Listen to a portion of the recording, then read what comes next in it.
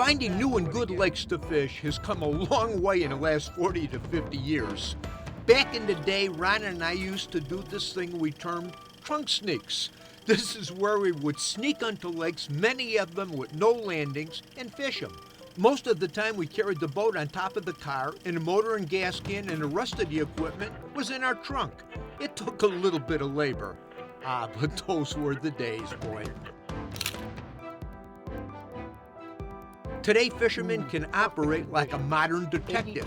They can do research on the internet, check out the stocking reports of lakes, or whether a body of water is a catch and release only. You can use your iPhone to direct you right to the landing, and many times the Lake Master GPS chip has an extremely detailed map of the lake. Gone is a lot of the guesswork. All you have to do now is go find the fish, not go through a long process of learning a lake. There's one time of the year when 80% of the fish are in about 5% of the water, and that's spring. This is the best time to experiment on a new body of water, and that's what Ron and I are doing today.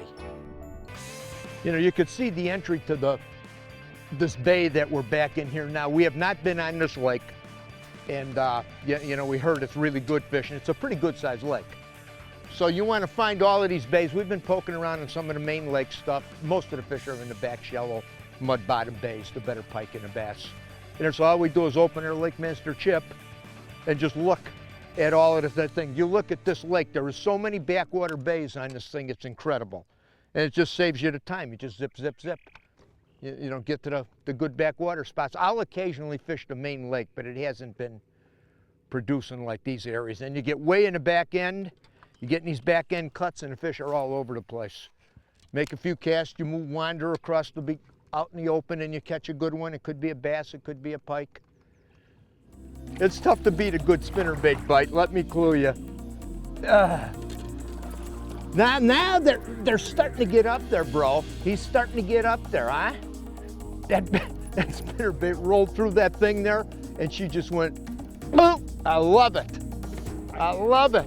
Some people ask me, Al, do you ever get sick of fishing? My answer is always an emphatic no. Fishing is like a giant jigsaw puzzle with lots and lots of moving parts, and I love the challenge. This particular lake was a little gold mine, and I can't wait to fish it next year and explore it further. Ron and I only opened up chapter 1 in this lake's book of secrets, and there's many more pages to go.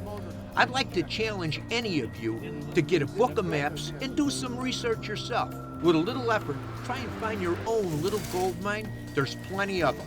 I guarantee along the way you'll learn some important info that you will use for the rest of your life.